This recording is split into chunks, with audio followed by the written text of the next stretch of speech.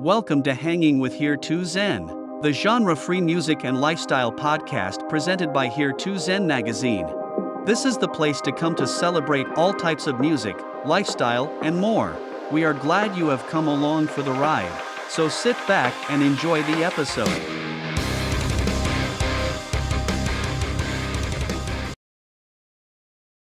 So, you're like at the TV in a week.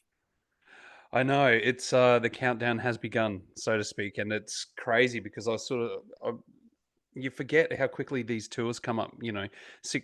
12 months ago, we are kind of tossing it around, putting it together, and then you think, yeah, I've got heaps of time for getting fit and getting the songs into shape and relearning lyrics and how verses and choruses and melodies go, and then all of a sudden it's a week out, and I was just quietly. A little bit nervous, to be honest, because some of these songs haven't been played for 20 years. So I think Without Wings was played in its demo format in 2002 at the Hard Rock Cafe on the Gold Coast. That was the last time, but apart from being recorded, or maybe just after. So there's a little bit of nervousness, a little bit of anxiety creeping in, but it's only because we want to make things great. And we're not spring chickens anymore. So Wow, the Hard Rock on the Gold Coast, that would have been a tiny little gig. It was tiny, man. I think there were about 20 or 30 people there. They'd pushed the chairs and tables kind of back as far as they could to create this like makeshift stage that was overlooking Cavill Ave, which was actually pretty cool. And we got in there and rocked out. It was, I've got photos from it. That's great. I decided to wear a Tai Chi outfit because for something different, because I thought it was a bit more flowing and I wouldn't sweat as much. But what happens to a polyester satin blend when you start sweating? It sticks to you like glue. So it was that would have been a good look. It was not a good look. It looked like something straight out of the 70s disco era. Disco stew. Well, from pushing tables in the Hard Rock aside to like 2 nights at the TIV, it's a very full circle. Yeah, man. Yeah, it's been a journey and a half. Looking back 20 years ago, if someone had said, "Look, man, you're going to be selling out, the Tivoli 2 nights. You're going to be playing at a place like the Forum in Melbourne. You're going to be doing Enmore theaters. You're going to be doing, touring through Europe." I would have said, "Man, that sounds unreal. Sign me up. Let's go." It's a lot harder when you're out there, just due to the fact that you're young and you want to party and you want to hang out, and you still got a show to do on the side. So it becomes this weird sort of balancing act where you're a young musician. You want to make as much noise as you can. You want to play to as many people as you can. But yeah, it kind of sometimes it gets in the way of the after party, to be honest. And I think some of us are very guilty of that. But also, what, I used to live for a perfect gig. There's only been a handful of them in my lifetime, in my career. It's where you get every lyric right, you're singing like a bird, you play like demons, and the crowd is just on point. And those gigs are the ones we live for.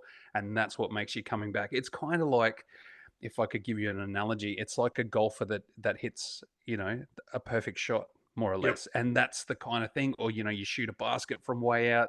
You score a goal, you score a try, that's like total solo effort or maybe a slight team effort. And that's what keeps you coming back. So to be doing that for 20 years with a slight holiday in between, I took a little bit, we call it the blip here at Butters headquarters. But yeah, man, I'm stoked and feel very humbled, quite privileged and honored to still be doing it. Look, at least if there is a lyric that's forgotten, you have the ability to point that mic to the audience and it's not forgotten all of a sudden, because that now becomes crowd participation instead of an error. 100%. We call it the Jared Leto effect. It's if I don't want to sing a chorus, I'll just point the microphone at the crowd. That's a good point. You know what? I did ask if I was getting teleprompters down the front of the stage like Axel has and a few other musicians. No, I won't be requiring them. I've done my homework. And can I tell you, I've listened to the album about 200 times since the end of last year. So they're finally sinking in. And I got to be honest, I've poured about 1,000 million beers over my brain in my career. So the fact that I'm still able to talk properly is a feat within itself. So no teleprompter. Does that mean we don't even get like an ego ramp going out the front or anything like that now? No ego ramp. No, we've got what we call wank boxes.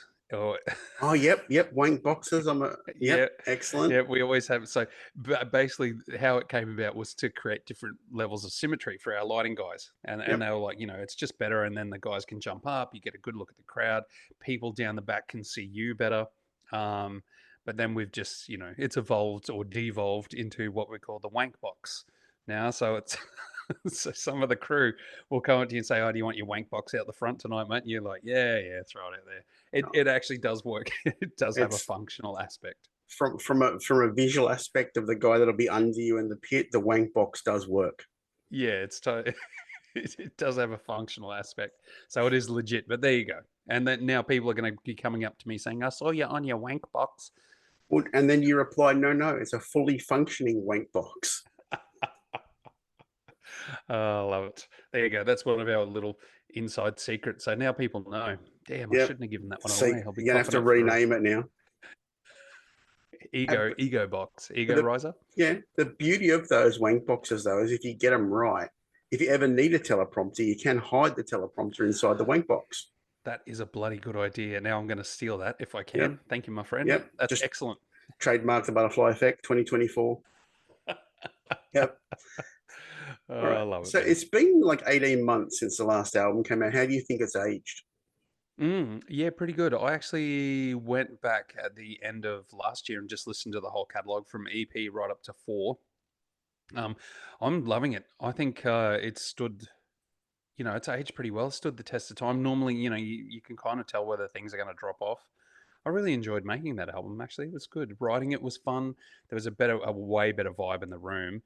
It did still take us some of the demo formats were floating around since after Final Conversation of Kings, which is visiting hours. And I'm still stoked about that. I was actually saying to the guys the other day in the room, I think our strengths really lie in the sort of bigger, more anthemic songs like Yep. Worlds on Fire, Visiting Hours, stuff like that. So I was trying to plant the seeds into Kurt and Ben's mind that I'd really like to start writing more like 6.5, 7 minute epic prog, songs that Nice. might not return back to the same point, even though, we sort of throw in extra choruses just to keep it more palatable for the listener. We don't Yep. want to put anyone to sleep. But I thought that's where our strengths lie, and that's what I'd really like to explore on the next album. So there is new music being written. There's, we're back in the jam room probably once a week, just mucking about, sifting through some old demos. So that's exciting as well. So we did talk about album versus EP. We don't know which way we're going to go, but we Okay. thought, an EP will be out a lot quicker than an album. But these days, man, people are just releasing singles. It's Yeah. just a song every month. So we don't know. We don't know which way we're going to jump. But yeah, the future looks good. So everyone's still vibing. Everyone still wants to do it again. And we actually started talking. We actually started talking about a Margot 2026, I think, which is crazy. That's nuts too. Wow. That's its 20th anniversary. So we're kind Yep. of long ranging that one as well. Oh, look. And also we just we released a limited edition gin. We did a vodka for the last tour. Yep. We did yeah. So we've released a gin, which is exciting. We've now become purveyors of fine booze. So if you're if you like a tipple, grab a bottle. It's actually really good stuff. Throw some tonic in there. There you go. That's my only plug. Well That's done. my shameless merchandising, man. That's Well, me. that was on my list because I don't mind a gin. I'm not a huge drinker, but I love a good gin. So, Yeah, it's nice. Yeah, it's very good actually. With a nice flavored tonic, it actually works even better. So and we wanted to support local distillers, so we went down to a place called Grandad Jack's. It's down on the Gold Coast. It's all handmade. It's we've put up the videos and you can see it like being hand dipped and all that, like got wax seals and because we were talking about like we love to support local bands that are coming up, yep. give them a shot to support us, and that's what we like to do. Keep it local, and yeah, and support those that are supporting us. So yeah, it was a good collaboration. I'm stoked. I got a couple of bottles sitting out on the bench top as we speak.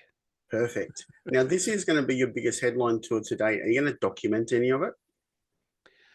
We do have some videographers coming in to do some, bit of filming backstage, and I'm sure there's going to be a lot of fan footage, and of course we'll be being photographed.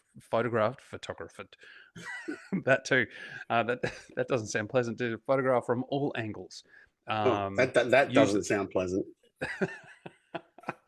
usually, you know what? It's funny though, man. Down in the pit, when the guy, I tell you, it is an art form, as you know, Mm, because it's always the 3 songs, no flash, and yep. it's tough because if your lighting guy really is prone to lighting you up red, it's not always great for photographers. I know that from because I've had photographers whinge at me and say, "Hey, man, when you play your show tomorrow night, can you ask your lighting guy not to do red, not to have the red lights on?" Yep. So yeah, look, it's tough, and I thank all the photographers out there that have made me look halfway decent, because this is it's hard to get it to look good. So look, when you're taking a photograph from down there in the pit, I fully appreciate the art form. It's Oh, look, tough. the red hooker lights become a black and white photo straight away if there's too many of Mm. them. But with these new LEDs that are rolling in the venues now, the only thing that tends to kill you is the strobe lights. Oh yeah, They're man. shockers. Yeah, yep. I still remember when one of our lighting guys way back in the day, he got the first atomic. That's the brand Atomic, and it was like this whiz bang, brand new, off the shelf strobe, and it was so powerful, um, it could peel the paint off the Yep. walls. It was unreal, and I still remember like seeing it for the first time. Obviously, he had it like sort of positioned right in front of the kick drum, and I walked out as he hit it, and I looked over at Ben, and man, I couldn't see anything for about Yeah. 5 seconds. That was blinding. But it's interesting. Something happens to you. People ask me, "Oh, do the lights get in your eyes?" Yes, they do. How far can you see back in the crowd? I You can only see can't. like maybe five rows back if I'm Yep. lucky. So if I'm staring off in the distance, I've had people say, "Oh man, I really felt like we had this amazing moment of connection." I'm like, some people I can see, and I'm like, dude, I can't see there. So if it looks like I'm drifting off, I'm actually probably trying to focus and go, where's the rest of the crowd? Yep. Depending on which point in the set, if it gets a bit moody and the lights go out, then I can see a bit further back. It's amazing what you can and can't see. So if it looks like I'm staring at you, I am. Yeah. No. Yeah. It does it. Smile and It nod. Smile and nod. yeah. It's just whether I can actually see you and focus in on you. That's it. But I've come up with a new thing for all my for everyone out there. If I start doing this, I'm going to tell the crowd down the front. If I do this, tap on my head or go like that, it means put your hands up, because some big buffhead's coming over the top. Because I've Yep. seen it, man. It really worries me. Hey, like, and Yeah. especially because we have a lot of girls that come down the front, Yep. and I've seen like 120-kilo blokes coming over the top and crash into the Yep. back of their heads, and it frightens me every time.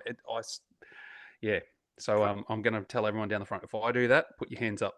So I actually think that venues on those on the barrier should maybe take pool noodles to the top, just for that extra protection of if you cop a crowd surfer in the back of the head, so you don't headbutt the barrier. Oh yeah, yeah. Actually, you know what? I think some of them are padded. Maybe, I Yeah. don't know. That's yeah. We'll look into that. I'll get I'll get Get health and safety onto that get one. OH&S on But it. yeah, for sure. But man, you know what? It has been quite wild in some of our pits, which is interesting because we never thought we were that kind of a band. You know what I mean? Like, we always kind of downplayed it and went, when we never thought we were that heavy. But like, other people have said, and talked to friends of theirs who said, "Oh, they're metal, aren't they?" And it's interesting because like, metal to me was always like, heavy metal back in the day, like Iron Maiden, Judas Priest, and bands like that. And then like it evolved into like, really heavy bands like Pantera and Sepultura. Yeah. And then it's progressed, where now like some, like Metallica. And now it's interesting that people have different gauges of heavy. Yep. And I've said to people, would you call us heavy? And they go, no, it's more like alt rock. Yeah. And I'm like, okay, it's interesting where people put you, where they feel like you, which box, which pigeonhole they're going to put you in. And there are so many So, sub genres now. I can't keep up. 100%, man, I'm with you. Yeah. So when people say like, what would you describe your sound as? I just say alt rock. and they say, who would you be, in the ballpark with? And I'm like, it's interesting because a large commercial radio station said we were too metal for their format, yet they play Foo Fighters. And I'm like, man, I don't, there's no real big screaming, it's like I would equate, where could you put Butters? Like, you know what I mean? Like, would we be at home supporting, like, definitely Metallica and Yeah. bands like that? Do you know what I mean? But I definitely Yeah. wouldn't call us metal. No. And I questioned whether we were too heavy for the format. And yes. Which is why I know the station you're talking about, and in this household, it doesn't come on the radio. We actually tune into an internet radio station from Vegas. Oh man, you know what? When I was in America, it was exciting because Yep. like you had Cirrus and all that sort of stuff, K Rock, and man, I loved it. They really embrace, a lot of the Yeah. alternate genres, which I love.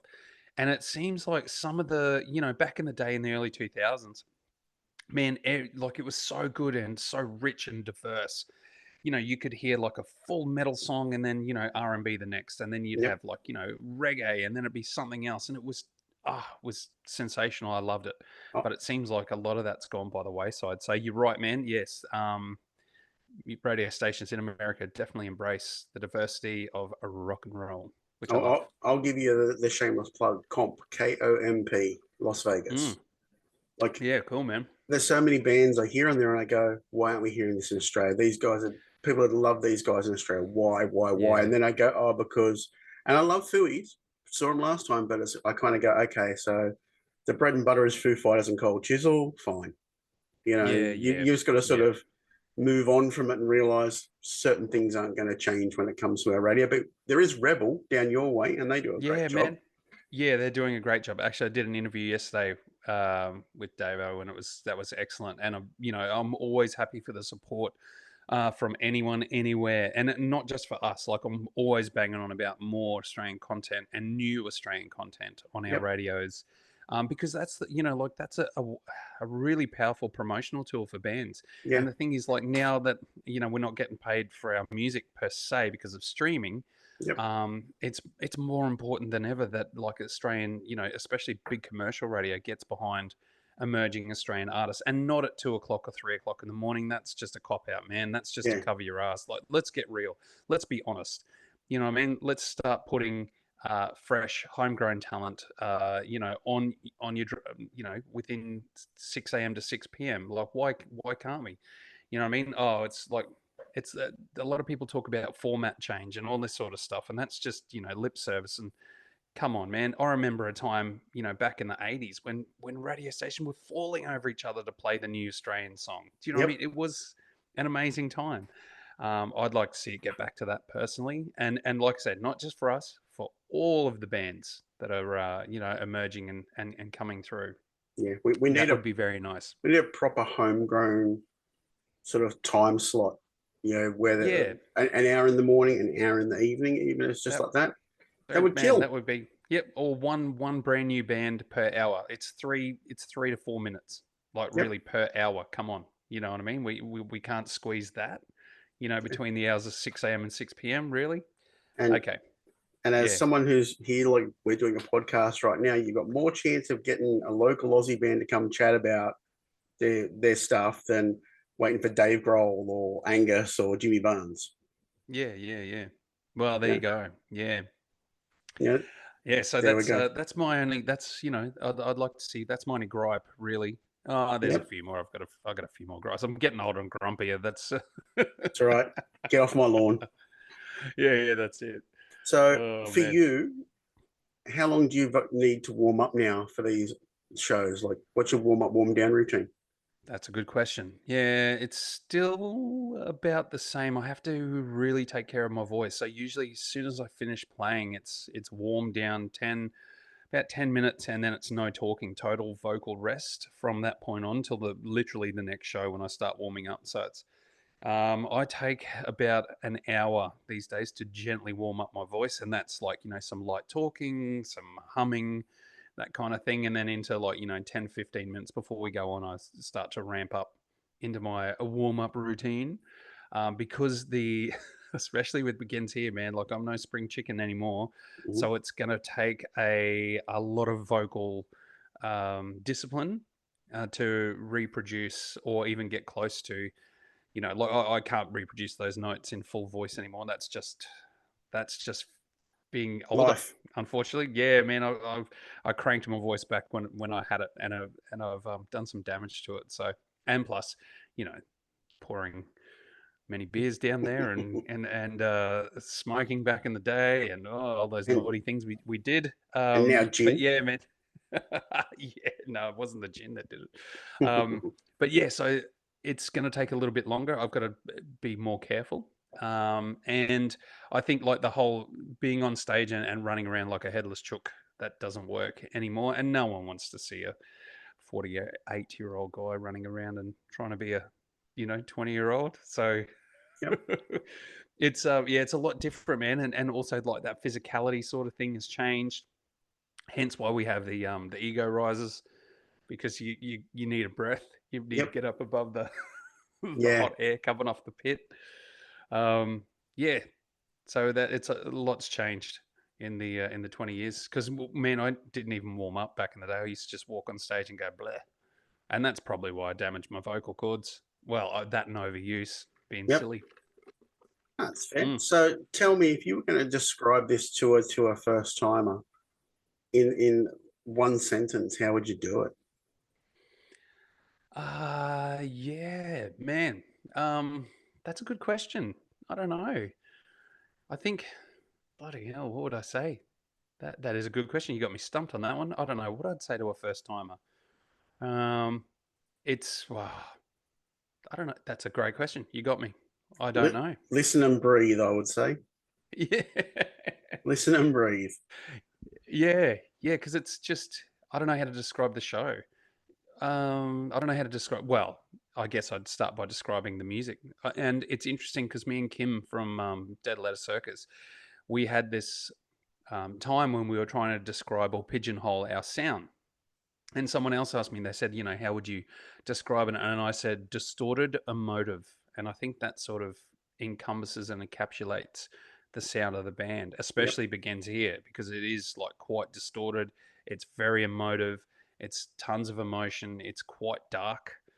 It's brooding. It's heavy. It fairly bristles with intensity. That's how I'd sort of describe the show and the music, because I think a lot of that power comes from the music.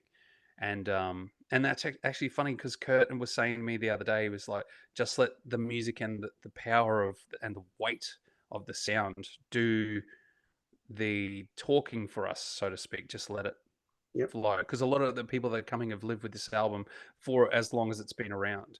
And it's always that thing we talk about. We've been, even via proxy, we've been part of people's lives for 20 years, which is hugely important and something we have mucho respect for. So to everyone out there that's been along for the journey for 20 years, you're still looking good. Now, before I let you go, the hand signals people need to be aware of on stage are this one. If I tap their head, put your hands up. all I can think of now, and I think you should have it in the merch booth, is a Butters Wiggles skivvy, because it's like almost like a Wiggles move. Dude, I like it. You can have like a little animated picture of me going like this. Yep. If I do this, you do this. Yep. Yeah. I like that. That could be an idea. Man, you've come up with a couple today. I think we're winning. We're winning. I've got to put you on the payroll. There you go. All right, mate. I will let you get back to your holiday day. And I'll see you at the TIV on the 1st. Awesome, mate. We'll see you there. I just want to say big love to everyone out there, and thanks for your support. We'll see you. Thanks, Clint. See you, mate.